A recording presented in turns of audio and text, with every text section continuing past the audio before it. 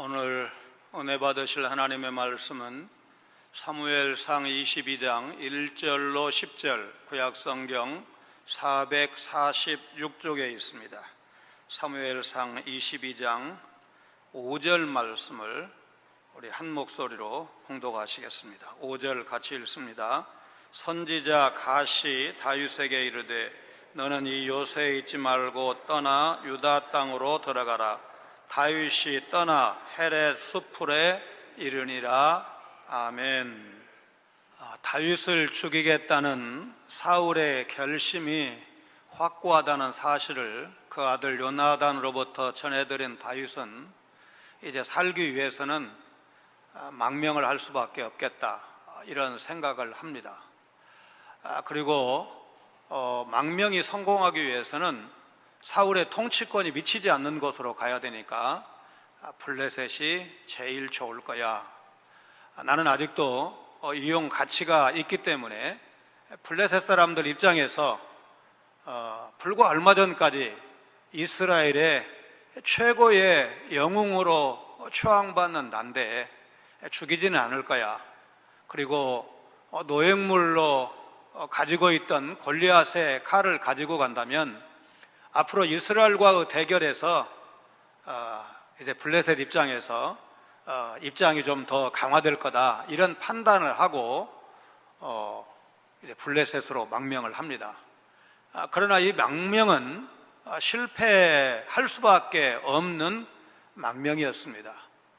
왜냐하면 다윗이 망명을 하기 전에 하나님께 물었다는, 기도했다는 증거가 없습니다. 지난 시간 살펴본 바 있고, 또 하나님께서 야, 너 거기에 있지 말고 그래도 블레셋으로 피해라, 이렇게 말씀하신 바도 없기 때문에, 그래서 다윗의 블레셋 망명은 인간적인 판단에 의해서 결정된 일이다, 이렇게 보아야 할 것입니다.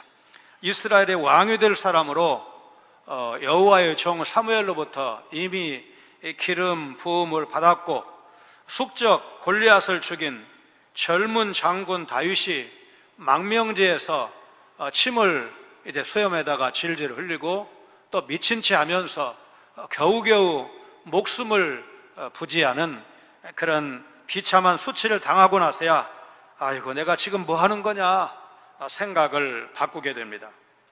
사람들은 높은 자리에 올라가서 더 많은 것, 더 좋은 것을 누리고 살아가고 싶어 합니다. 우리 사회는 이제 아주 자본주의 사회로서 경쟁이 치열하다는 것을 다 알고 있습니다. 그렇다면 교회는 이런 치열한 경쟁 사회 속에서 어떤 모습을 추구해야 되고 또 어떤 모습을 놓치지 않아야 할까? 이것이 오늘의 중요한 질문입니다. 다윗은 가드왕 아기스를 떠나서 아둘람 굴에 도착을 합니다. 아둘람 굴은 피난처, 그런 뜻을 갖고 있습니다. 다윗이 아둘람의 자리를 잡자 그의 가족, 또 환난을 당한 자, 빚진 자, 마음이 원통한 자가 각지에서 몰려와서 다윗과 함께 머물게 됩니다. 다윗이 가드에서 돌아와서 아둘람 굴로 도망할 때 개역 개정판 성경은 그러므로 라고 시작이 되는데, 이 접속사는 22장이 바로 앞에 21장 15절과 연결된 것처럼 이렇게 보이게 하지만 내용상 그렇지가 않습니다. 그러므로 다윗이 그곳을 떠나 아둘람 굴로 도망하며 그의 형제와 아버지의 온 집이 듣고 그리로 내려가서 그에게 이르렀고, 환난당한 모든 자와 빚진 모든 자와 마음이 원통한 자가 다 그에게로 모였고 그는 그들의 우두머리가 되었는데 그와 함께한 자가 400명 가량이었더라. 아둘람 굴은 지도에서 보시는 바와 같이 블레셋의 가드와 유다 베들레헴 사이에 있는 지역인데, 가드에서 남동쪽으로 약 15km, 베들레헴에서도 남서쪽으로 약 15km 정도 떨어진 곳입니다. 다윗이 이 아둘람 굴로 피한 것은 구속사적으로 의미가 있습니다. 창세기 38장을 보면 유다가 자기 형제들이 요셉을 죽이려고 했을 때 죽이지를 못하게 합니다. 팔아먹자, 차라리 죽이면 안 되지 않냐, 이렇게 해서 미디안 상인에게 팔아 넘긴 다음에 잠시 아둘람 사람 히라와 함께 거한 적이 있습니다. 그곳에 거하는 동안에 그런 창녀로 위장한 며느리 다말과 동침했고 예수님의 족보에 오르는 쌍둥이 베레스와 세라를 낳은 이야기를 우리가 알고 있습니다. 아둘람 사람 히라도 유다와 다말의 동침 사건에 중요한 역할을 합니다. 유다가 창녀에게 맡긴 담보물을 찾아달라고 부탁한 사람이 바로 아둘람 사람 히라였습니다. 세월이 지나서 약 500년쯤 지났을 때 이스라엘이 가나안 땅 정복에 성공하게 되고 지도자 여호수아가 땅을 분배를 하는데 이 아둘람은 유다 지파에게 할당이 됩니다. 유다 지파와 아둘람의 인연은 미래의 이스라엘 왕 다윗이 그 아둘람을 은신처로 삼으면서 절정에 이르게 됩니다. 왕이 머무는 도시를 여러분 뭐라고 부릅니까? 왕도라고 부릅니다. 왕이 있는 도시, 오늘날로 말하면 수도입니다. 그런데 지금 미래의 왕 다윗이 어디에 머물고 있어요? 아둘람에 머물고 있습니다. 사무엘에게 기름 부음을 받은 후에 다윗은 군사적 지도자로서의 역량을 충분히 입증했습니다. 그 결과 사울왕과 인연을 맺을 수가 있었습니다. 베들레헴 촌부의 아들에서 왕의 사위까지 올라간 것을 다윗은 우연이라고 생각하지 않았을 것입니다. 그는 분명히 자기의 성공과 선지자의 기름 부음 사이에 인과적 관계가 있을 것이라고 생각을 했을 것입니다. 그리고 왕의 사위가 되었기 때문에 이렇게 해서 합법적으로 내가 왕이 되는 것이 아닌가 그런 생각을 했을 법합니다. 다윗이 아둘람 굴에 왔다는 소식을 듣고 다윗의 형제들과 아버지 이새는 그곳으로 찾아와서 다윗과 같이 거하게 됩니다. 다윗의 가족까지 이 피난길에 이제 합류하게 되었다는 것은 사울왕의 견제와 핍박이 다윗 한 사람에게만 집중되지 않고 그의 가족에게까지 미쳤구나는 사실을 암시해주는 대목이라고 봐야 할 것입니다. 이미 우리는 이새가 나이 많다 이렇게 묘사된 말씀을 살펴봤기 때문에 이 나이 많은 아버지나 어머니를 인질로 잡고 이제 방을 붙이는 거죠. 다윗 너 이놈아, 너 아버지 어머니 구하려면 빨리 와서 항복하라, 나에게 잘못했다고 해라. 이렇게 써붙이게 되면 다윗 입장에서 굉장히 곤혹스러울 것이고, 그렇게 해서 우리 아버지 살리려면 내가 잘못했다고 하여튼 빌어보자 이런 식으로 해서 오면 이제 다윗을 죽이겠다는 시나리오, 여러분 충분히 가능하지 않습니까? 다윗이 아둘람 굴에 있다는 소식을 듣고 무려 400명의 사람이 모였다는 것은 다윗이 군사 지휘관으로서 많은 이스라엘 사람들로부터 상당한 신망을 얻고 있다는 반증일 수 있습니다. 사무엘상 21장 11절에서 가드 사람들이 다윗을 그 땅의 왕 다윗이라고 불렀는데, 실제로 많은 이스라엘 사람들이 다윗을 이스라엘의 정신적 지주로 여기고 따르고 있음을 알 수가 있습니다. 다윗에게 모여든 사람들을 환난당한 자, 빚진 자, 마음이 원통한 자 이렇게 설명을 했습니다. 이 사람들은 사울의 통치하에서 사회적 기득권을 누리지 못한 사람들, 승진 기회가 왔는데도 불구하고 베냐민 지파가 아니라는 이유로 배제된 사람들, 압제를 당한 사람들, 억울한 일을 당한 사람들이었을 것입니다. 사람들은 보통 영향력 있는 사람을 찾고 좋아하는 경향이 있습니다. 또 자신에게 유익을 줄 것 같은 사람을 사귀고 그런 사람에게 잘해줍니다. 자기 주변에 잘 사는 사람, 잘생긴 사람, 좋은 성품을 지닌 사람이 많으면 인복이 있다 이렇게 생각을 하기도 합니다. 그러나 사람을 정치적 목적이나 사업적 목적으로 가려서 사귀는 것 하나님께서 별로 좋아하시지 않습니다. 우리 구역은 연세 높은 어르신만 계십니다. 이제 하소연 하신 분 제가 기억을 합니다. 그 마음도 충분히 이해를 합니다. 만약에 제가 밖에 나가서 이제 목사님들 만날 때 이사회 가면 이제 큰 교회, 저보다 우리 교회보다 큰 교회 목사님이 계시는데, 대부분 목사님들 세계에 가게 되면 우리 교회는 큰 교회에 속하기 때문에 만에 하나 제가 우리 교회는 맨 어른들만 계셔, 우리는 고령화가 많이 됐어 이렇게 말하면 듣는 목사님들이 뭐라고 말할 것 같습니까? 김 목사 한가한 소리 하지 마라. 우리 교회는 어른이라도 좀 많으면 좋겠다. 이렇게 아마도 되받아칠 가능성이 높습니다. 하나님께서 우리에게 주시는 분들, 내 옆에 있는 분들 내가 마음대로 골라서 가족이 될 수도 없고, 따지고 보면 구역 식구도 내 마음대로 되는 것도 아닙니다. 하나님은 다윗에게 출세하고 소위 잘 나가는 사람이 아니라 세상에서 버림받고 원통하고 더 이상 빼앗길 것이 없는 소외된 사람들을 붙여주셨습니다. 그러고 보면 다윗에게는 수고하고 무거운 짐진 자들을 끄는 매력이 있었던 것 같고, 그렇게 모여든 사람들은 다윗에게 편역의 지원군이 됩니다. 지극히 작은 자 한 사람에게 한 것이 곧 내게 한 것이다. 하나님을 잘 섬긴 것이라고 우리 예수님이 말씀을 하셨습니다. 이렇게 다윗 곁에 모여든 그 소외층들이 사무엘상, 사무엘하를 계속 살펴나가게 되면 나중에 하나님 나라의 사역을 위한 큰 일꾼이 되는 것을 우리가 앞으로 계속 살펴보게 될 것입니다.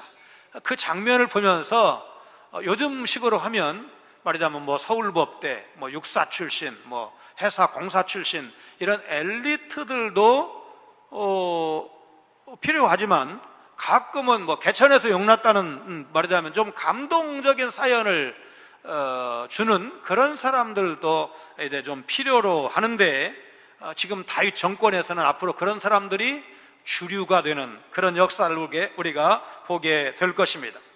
다윗은 규모가 커지면 커질수록 사울왕의 감시의 눈을 피하기가 어려울 텐데도 불구하고 자신에게 찾아오는 이 소외 계층들을 외면하지 않았습니다. 다윗만 그렇게 한 것이 아니었습니다. 우리 주님 역시 언제나 소외되고 상처받은 사람들과 함께 하셨습니다. 예수님은 그들의 이야기를 들어주셨고 그들의 아픔을 보듬어 주셨습니다. 부자만 편애하거나 가난한 자를 멸시하지 않으셨습니다. 가난한 자의 친구이셨던 예수님의 시신을 매장토록 자신의 빈 무덤을 내어준 아리마대 출신의 요셉은 부자였습니다. 오늘 설교 제목 낮은 대로 임하소서는 실존 인물인 시각장애인 안유한 목사를 주인공으로 한 이청준 원작의 유명 소설이고, 나중에 이장호 감독에 의해서 영화화가 되었습니다. 딱 40년 전이네요. 1982년에 개봉되어서 당시 이제 그 시장 규모, 말하자면 영화 관객 수를 감안을 하면 아마 지금으로는 1000만 관객 정도는 모았다고 봐야 할 것입니다. 오늘 교회와 성도는 세속적인 기준을 넘어서 언제나 낮은 곳을 향하셨던 주님의 모습을 마음에 담고 본받아야 합니다. 이것이 주님과 동행하며 좁은 길을 걷는 교회와 성도의 모습일 것입니다. 다윗은 부모를 모시고 모압 땅 미스베로 갑니다. 모압 왕을 만나서 하나님의 인도하심을 알게 될 때까지 우리 부모 좀 안전하게 지켜달라 부탁을 하고 자신도 모압 땅에 머뭅니다. 그 후에 선지자 갓이 찾아와서 떠나라고 말하고 위험을 무릅쓰고 유다 땅으로 돌아가는 이야기가 나옵니다. 3절로 5절입니다. 다윗이 거기서 모압 미스베로 가서 모압 왕에게 이르되 하나님이 나를 위하여 어떻게 하실지를 내가 알기까지 나의 부모가 나와서 당신들과 함께 있게 하기를 청하나이다 하고 부모를 인도하여 모압 왕 앞에 나아갔더니 그들은 다윗이 요새 있을 동안에 모압 왕과 함께 있었더라. 선지자 갓이 다윗에게 이르되 너는 이 요새에 있지 말고 떠나 유다 땅으로 들어가라. 다윗이 떠나 헤렛 수풀에 이르니라. 서쪽 가드에서 동쪽으로 나와 아둘람굴에 있던 다윗이 다시 동쪽으로 더 가서 모압 땅 미스베에 있는 모압 왕에게로 갔습니다. 연세 높은 자기 부모를 의탁하기 위해서였습니다. 다윗과 그 주에 모여든 사람이 400명이 넘었기 때문에 이제는 군대 규모라 할만하고, 이제는 언제 사울의 군대와 전투를 벌여도 이상하지 않는 상황이 되었습니다. 다윗은 이런 상황에서 모압 왕에게 자신의 부모를 좀 보살펴 달라고 부탁을 합니다. 당당해 보이는 이 장면을 이해하기 위해서는 우리가 이보다 앞선 시대에 있었던 일을 기억할 필요가 있습니다. 모압 왕은 모압 출신 룻을 증조 할머니로 둔 다윗의 요청, 이세로 따지면 할머니잖아요. 할머니, 이제 모압 출신인 것을 감안을 해서 요청을 했을 것이고 모압 왕이 받아들입니다. 다윗은 그의 가족이 왕과 함께 있는 동안 400여 명의 사람과 요새에 주둔하고 있었습니다. 물론 이 요새의 위치는 유다 지역은 아니었고 아마도 모압 지역이었을 것입니다. 이때 다윗과 오랫동안 함께할 선지자 갓이 처음으로 등장을 합니다. 그냥 선지자라고 말하지 않고 정관사가 붙어서 그 선지자입니다. 왜 갓을 그 선지자라고 불렀을까요? 하나님께서 그 선지자를 다윗에게 보내셨고 그가 다윗이 있는 곳으로, 말하자면 막강한 군사력과 정보력을 가지고 있는 사울도 쉽게 찾지 못하는 다윗이 있는 곳을 정확하게 선지자가 찾아서 만나게 됩니다. 이 장면만으로도 하나님께서 다윗에게서 눈을 떼지 않고 계속해서 추적하셨다, 함께 하셨다는 사실을 우리가 알 수가 있습니다. 선지자 갓은 후에 다윗 말년에 있었던 인구 조사, 이제 이게 불신앙적인 일이었잖아요. 그때 책망을 하는데 그때도 갓이 등장을 합니다. 갓이 다윗에게 모압 요새에서 유다 땅으로 이동하라고 말하는데 모압은 이방 땅입니다. 다윗은 이스라엘 다음 왕이 되기 위해서 이미 선지자로부터 기름 부음을 받았기에 왕이 자기 나라, 자기 영토에 있지 않고 다른 나라 영토에 가 있다는 것이 말이 안 되잖아요. 우리는 이 장면을 통해서 우리 성도로서 내가 있어야 할 곳이 어디인가를 물어야 됩니다. 하나님, 나는 어디에 있어야 됩니까? 어느 위치에 서 있어야 됩니까? 아까 사람도 내 마음대로 골라서 내 옆에 놓을 수 없다고 그랬잖아요. 결혼 내 마음대로 선택한 줄 알았는데 세월이 가면 갈수록 겸손한 고백, 하나님이 만나게 하셨구나, 하나님이 함께하게 하셨구나.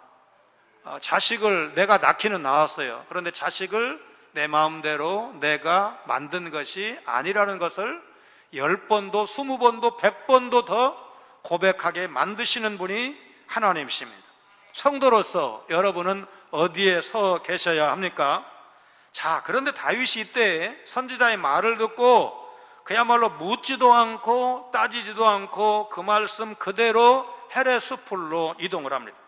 모압보다 더 위험해질 가능성이 높은데도 다윗은 여호와의 종 갓의 권면에 따라서 이동하는 것을 보여주고 있습니다. 다윗은 그동안 두려움에 사로잡혀서 사울도 두려워했지만 아기스를 심히 두려워했다고 했습니다. 얼마나 정신없이 쫓겨다녔습니까? 그런데 이제 처음으로 하나님을 생각하게 됩니다. 그리고 하나님의 이름을 떠올렸습니다. 다윗은 자신의 상황이 매우 어렵지만 하나님께서 자신을 위해 무언가를 하실 것이라는 기대를 품기 시작한 것입니다. 미국 남부에 있는 사우스 웨스턴 침례신학교 게인즈 도빈스 교수는 학생들로부터 가장 많이 질문이 뭐냐면, 제 인생을 향한 하나님의 뜻이 무엇일까요? 신학교에 오는 학생들이 뭘 묻겠어요? 자기가 신학도로서 맞게 부름을 받았는지 이게 궁금하지 않겠어요? 교수님에게 이런 질문을 했을 때 게인즈 교수는 그 질문이 잘못되었다고 말하면서 질문을 좀 바꿔보라고 권유했다고 합니다. 하나님의 뜻은 무엇입니까? 비슷한 질문 같지만 현저한 차이가 있습니다. 내 인생을 향한 하나님의 뜻은 초점이 내 인생에 맞춰져 있지만 하나님의 뜻은 무엇입니까? 라고 물었을 때 초점은 하나님께 있습니다. 내 인생 같지만, 내 마음대로 할 수 있는 것 같지만 하나님이 이 땅에 보내셨고 하나님께서 인도하시고 하나님의 뜻을 이루기 위한 하나님의 청지기야, 이렇게 믿는 데서부터 우리 인생의 정당한 출발, 신앙인의 제대로 된 출발이 시작된다는 사실을 여러분 믿으시기를 바랍니다. 엊그제 북면에서 뉴스에 나온 아주 끔찍한 살인사건이 있었습니다. 잘못된 이단의 가르침에 빠진 아내 때문에 이런 엄청난 비극이 일어났다. 이제 영장 실질 심사를 받고 나오다가 기자들의 질문에 그렇게 대답했다는 문자를 아침에 받았습니다. 여러분, 우리가 어떻게 하나님의 뜻을 알 수가 있습니까? 다른 방법 없습니다. 묘방 없습니다. 하나님의 뜻은 성경을 통해서, 그리고 우리가 기도함으로 하나님께서 하나님의 뜻을 알려주십니다. 그래서 하나님의 뜻이 궁금하면 여러분, 말씀으로 돌아와야 합니다. 말씀을 통해서 하나님은 우리에게 끊임없이 도전하십니다. 때로는 꼭 필요하시면 가시라고 하는, 전혀 예상치도 못한, 어디에서 와서 나이가 몇 살인지, 누구 가문 출신인지 전혀 모르는 그 사람, 그 선지자를 딱 보내가지고 다윗으로 하여금 더 이상 이탈하지 않도록 제대로 된 길을 가도록 돌려놓으신 분이 하나님이십니다. 하나님은 지금도 말씀을 통해서 나를 인도하신다는 사실 여러분 믿으시기를 바랍니다. 다윗이 유다로 돌아왔을 때 사울은 높은 곳에 앉아서 직권을 과시하면서 신하들을 협박하고 있습니다. 신하들이 다윗과 공모해서 자신을 대적했다는 것입니다. 그리고 에돔 사람 도액이 제사장을 고발하는 말에 사울이 귀를 기울입니다. 사울이 신하들을 추궁을 하는데 사울에게는 일종의 열등감 혹은 피해의식 같은 것이 있었습니다. 다윗이 그를 추종하는 무리와 함께 헤레 숲불에 있다는 소식을 들은 사울은 그 안에 내재했던 피해의식을 신하들에게 그대로 노출시키고 있습니다. 6절입니다. 사울이 다윗과 그와 함께 있는 사람들이 나타났다 함을 들으니라.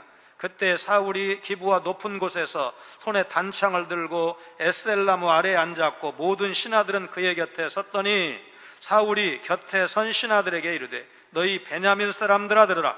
이새의 아들이 너희에게 각기 밭과 포도원을 주며 너희를 천부장 백부장을 삼겠느냐? 너희가 다 공모하여 나를 대적하며 내 아들이 이새의 아들과 맹약하였으되 내게 고발하는 자가 하나도 없고 나를 위하여 슬퍼하거나 내 아들이 내 신하를 선동하여 오늘이라도 매복하였다가 나를 치리하는 것을 내게 알리는 자가 하나도 없도다 하니 그때 에돔 사람 도액이 사울의 신하 중에 섰더니 대답하여 이르되 이새의 아들이 노베 와서 아유두베 아들 아히멜렉에게 이른 것을 내가 보았는데 아히멜렉이 그를 위하여 여호와께 묻고 그에게 음식도 주고 블레셋 사람 골리앗의 칼도 주더이다. 다윗의 위치가 사울에게 노출된 것입니다. 다윗이 헤레 숲에 있다는 소식을 누군가의 제보를 통해 사울 왕이 알게 된 것입니다. 당시 사울 곁에 있는 신하들은 베냐민 지파와 도액이었습니다. 사울이 자신과 신하들이 베냐민 지파라는 사실을 언급한 것은 다윗은 자신과 다른 유다 지파라는 사실을 강조하기 위해서일 것입니다. 혈연에 의지해서 베냐민 지파 출신의 신하들에게 단합을 호소한 것입니다. 그뿐만 아니라 사울이 베냐민 지파에게 베푼 모종의 특혜를 상기시키려는 의도도 있었을 것입니다. 베냐민 지파인 나는 너희들에게 이런저런 특혜를 주지만 앞으로도 줄 수 있지만 유다 지파인 다윗이 왕이 된다면 너희들에게는 국물도 없을 거야. 정치적 선동적 메시지를 신하들에게 주고 싶었을 것입니다. 그러니까 사울은 12지파를 아우르는 통합의 지도자는 아니었던 것입니다. 다윗을 여전히 다윗이라고 부르지 않고 이새의 아들이라고 부른 것은 다윗을 경멸하는 것입니다. 다윗이라는 이름을 입에 올리기조차 싫어하는 사울의 마음을 그대로 보여주고 있습니다. 포도원을 기업으로 주고 천부장과 백부장 자리를 주는 것은 왕이 할 수 있는 일입니다. 사무엘 선지자가 미래 이스라엘의 왕이 그렇게 할 것이라고 말하는 말씀 8장 12절을 보니까 그가 또 너희의 아들들을 천부장과 50부장을 삼을 것이며 자기 밭을 갈게 하고 자기 추수를 하게 할 것이며 자기 무기와 병거의 장비도 만들게 할 것이며 사울은 다윗이 그런 왕의 역할을 감당할 수 있겠느냐? 할 수 없다. 그렇게 선동하고 있습니다. 사울은 신하들이 모두 자신을 대적해서 음모를 꾸몄다고 말하지만 사실이 아닙니다. 신하 중에 다윗의 능력을 인정한 사람들도 있었겠지만 모든 신하가 사울이 말하는 음모를 함께 꾸미지는 않았습니다. 다윗과 요나단이 우정의 언약을 맺은 사실을 사울왕에게 고발하는 자가 한 명도 없다, 사울 스스로 말하는데, 이 부분은 앞으로 다윗과 사울 간의 기나긴 대결에서 결국 사울이 패배할 수밖에 없는 이유를 미리 사무엘상 저자가 보여주고 있다고 할 것입니다. 내게 고발하는 자가 하나도 없다는 구절은 내 귀를 열어주는 자가 하나도 없다, 그런 뜻입니다. 이 표현은 하나님의 계시 문맥에서 자주 사용이 되는데, 예를 들어서 사무엘상 9장에서 우리는 아직 사무엘이 사울을 만나기 전인데 사울을 만날 것이라고 미리 말씀해 주시고 때가 되니까 그대로 만나는 장면을 기억하고 있습니다. 다윗에게는 하나님이 선지자와 에봇을 통해 끊임없이 계시하시지만 사울에게는 꿈으로도 선지자로도 에봇으로도 계시해 주지 않으셨습니다. 이런 측면에서 신하들을 향한 사울의 불만은 궁극적으로 여호와 하나님을 향한 것이다, 그렇게 해석할 여지가 충분합니다. 여호와 하나님께서 사울의 귀를 열어주시지 않으신 것입니다. 여러분, 말씀을 읽고 말씀을 들어도 은혜가 되지 않으면 하나님 제 귀를 열어주세요, 말씀이 들리게 해주세요, 말씀을 깨달을 수 있도록 하나님 마음 문을 열게 해주세요. 여러분, 그렇게 기도하셔야 됩니다. 우리가 작년에 요한계시록을 강해를 했는데, 여러분, 소아시아 7교회를 향해서 예수님께서 새로운 메시지를 주실 때마다 뭐라고 하십니까? 귀 있는 자는 성령이 교회들에게 하시는 말씀을 들을지어다. 여러분, 귀는 다 가지고 있지만 듣는 귀는 따로 있는 것입니다. 육신의 귀는 어두워질 수 있습니다. 연세가 들고 노쇠현상이 오면 귀가 좀 어두워질 수 있습니다. 그때 우리가 드리는 기도가 무엇이어야 됩니까? 하나님, 육신의 귀가 어두워져도, 작은 소리를 잘 못 들어도 하나님의 음성, 세미한 음성, 작은 음성도 들을 수 있는 신령한 귀는 조금도 약해지지 않도록 하나님이여 은혜를 내려 주옵소서. 그런 기도가 여러분과 저에게 필요한 줄로 믿습니다. 자, 사울이 아무도 알려주지 않는데도 불구하고 그 맹약 사실을 알고 있는데 누가 알려주었을까? 요나단 자신이 다윗과의 맹약 사실을 아버지에게 말한 것으로 보입니다.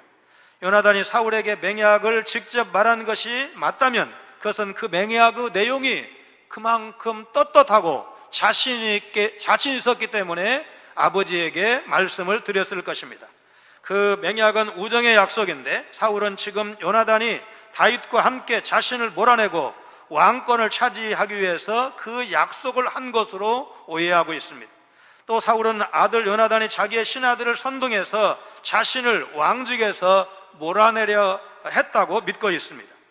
사울이 자신을 대적하는 이새의 아들과 자기 아들 요나단의 행적에 대해서 고발한 신하가 아무도 없다고 신하들을 책망했을 때, 이때라 절호의 기회를 놓치지 않고 노베 회막에서 다윗을 보았던 도액이 도망하는 다윗에게 도움을 준 아히멜렉 제사장의 일을 고발을 합니다.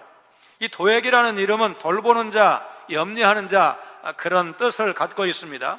도액은 사울의 측근 중에 한 사람이었지만 베냐민 지파가 아니라 에돔 사람이었습니다. 믿음 없는 에돔 사람 도액이 제사장의 반역 행위를 감시에게 가장 적합한 인물이었을 것입니다. 이것은 사울이 첩보에 밝은 이유를 알려주는 몇 장면 중에 하나입니다. 사울은 거점마다 자신을 위한 눈과 귀를 심어 놓았을 것입니다. 제사장 아히멜렉이 여호와께 물었다는 말은 우림과 둠밈으로 다윗의 미래에 다윗이 앞으로 가야 할 길을 하나님께 물은 것입니다. 여기 하나님께 묻다는 말은 여호와로부터 계시를 받아 주었다는 관용 수거입니다. 그런데 우리가 21장을 이미 다 살펴봤는데 다윗이 여호와의 뜻을 구했다는 실마리가 전혀 없었던 사실을 우리가 이미 알고 있습니다. 그러니까 눈치 빠른 도액이 사울 앞에서 거짓을 말한 것입니다. 제사장 아히멜렉을 반역죄로 몰기 위한 간교한 계략입니다. 아히멜렉과 다윗은 도액이 듣고 있는 것으로 간주하고 일부러 말하자면 선문답하듯이 대화를 주고받았기 때문에 도액은 자기가 들은 바에서 의해서만 말하자면 말한다면 아히멜렉은 사울의 밀명을 수행하는 다윗을 도와준 것이지 사울의 대적, 반역자 다윗을 도와준 것이 아니었습니다. 왕의 권위를 유지하고 섬김을 받기 위해서 몸부림치는 사울과 달리 참된 왕이신 예수님은 도리어 섬기기 위해서 오셨고 자기 목숨을 많은 사람의 대속물로 주시기 위해서 십자가에서 죽으셨습니다. 예수님은 위협하는 것이 아니라 도리어 위로하셨습니다. 예수님은 자신을 높이지 않으시고 겸손히 낮추셔서 사랑으로 섬기셨습니다. 우리가 기억할 것은 교회는 힘으로 다스리는 공동체가 아니라는 사실입니다. 성도 중에는 교회가 너무 무르다고 물렁하다고 생각하시는 분도 있습니다. 성도로서 덕을 세우지 못하는 사람은 강력하게 제재해야 교회 질서, 성결이 유지되는데 현대 교회가 그렇게 하지 않는다는 것입니다. 물론 교회가 잘못한 성도에 대한 정당한 권징을 포기할 수는 없습니다. 그렇다고 교회가 국가처럼 모든 범죄에 대해서 다 처벌할 수 있는 것도 아니라는데 여러분, 교회 권징에 분명한 한계가 있습니다.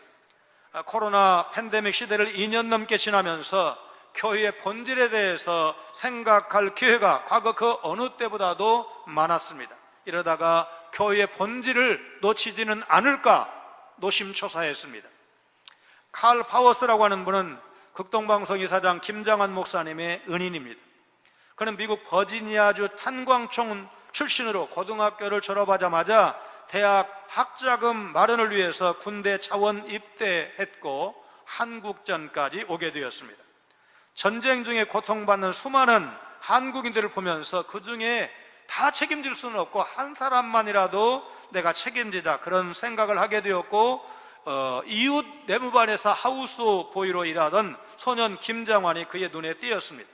부지런하고 성실하게 일하는 모습에 감동을 받았고 미국 유학교회를 열어두고 싶은 마음을 갖게 되었다는 것입니다. 당시 전쟁에 파병된 미군은 복무기간이 1년이었는데 파워스 상사는 소년 김장환을 위해서 몇 번이나 제대를 미뤘고 미국의 밥 존스 고등학교로부터 입학 통지서를 받고 소년 김장환을 미국행 배에 태운 뒤에야 군 복무를 마치고 귀국했습니다. 그리고 김 목사님 미국에서 공부하는 8년 동안 등록금과 기숙사비 등의 마련을 위해서 본인의 대학 입학도 미루고 결혼도 포기하는 등 희생과 헌신을 아끼지 않았습니다. 2016년 85세를 일기로 하나님 곁으로 간 칼 파워스를 김장환 목사님 잊을 수가 없고, 그래서 그를 기념하고 말하자면 그때의 선행을 좀 더 빛내기 위해서 PK 장학재단을 만들었는데 칼 파워스의 P와 이 김장환 목사님의 이제 영어 미국식 이름이 빌리김인데 빌리김의 K를 합쳐서 PK 장학재단이라고 이름을 붙였다고 합니다. 2010년도에 설립이 되었고 지난해까지 1200여 명에게 32억 원의 장학금을 전달했다고 합니다. 소년과 군인 두 사람의 만남을 통해서 하나님께서 기적을 이루신 것처럼 그 뒤에도 김장환 목사님을 통해서 이동훈 목사님이 나오게 되잖아요. 이동훈 목사님 그 밑에서 전도사 하시고 미국 유학길 열어주시고 김장환 목사님이 더 말하자면 큰 인물이다, 이동훈 목사님 더 큰 인물이다, 이게 가능하지만 어쨌든 이동훈 목사님 입장에서 김장환 목사님 없이는 그의 일생을 설명할 수가 없고 극동방송의 직원들이나 심무하셨던 중앙침례교회 그 교역자들, 직원들 가운데 쓸만한 사람들을 골라서 120명 넘게, 그것도 벌써 그 책 나온 지가 상당히 됐으니까 그렇게 많은 사람을 키웠다는 말씀을 들은 적이 있습니다. 또 읽은 적이 있습니다. 참된 교회는 사랑과 섬김이 나타나는 그리스도의 몸이어야 합니다.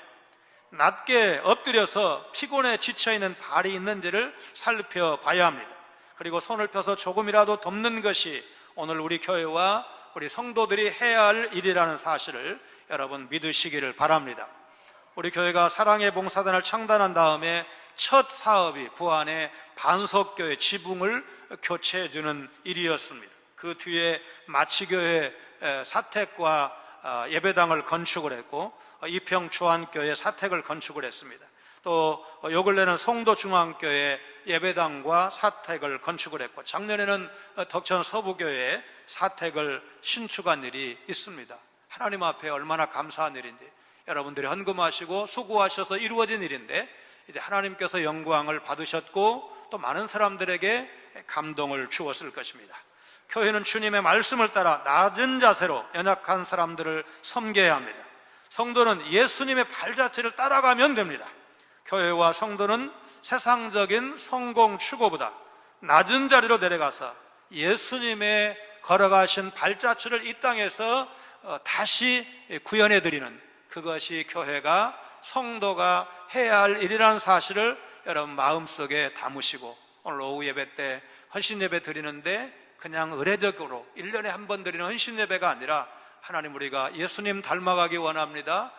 우리가 손을 작은 손이라도 펴서 누군가를 살리고 세우는 그런 선한 일에 쓰임받기를 원합니다. 여러분 그렇게 생각하시고 결심하시고 그 길 걸어가시는 여러분 모두가 되시기를 주님의 이름으로 축원합니다.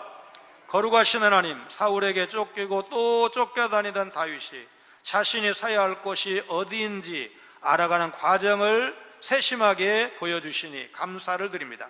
오늘 우리 성도들도 있어야 할 곳이 어디인지, 나를 사용하시기 원하시는 곳이 어디인지 알게 하시고 또 잊지 않게 하여 주옵소서. 그 시대의 사회적 약자를 품어 작은 공동체를 이루고 나중에 그들이 이스라엘 구속 역사 가운데 기둥 같은 역사를 감당하는 소중한 일꾼으로 성장해가는 모습을 통해서 오늘 우리에게 큰 영감을 주시는 것도 감사를 드립니다.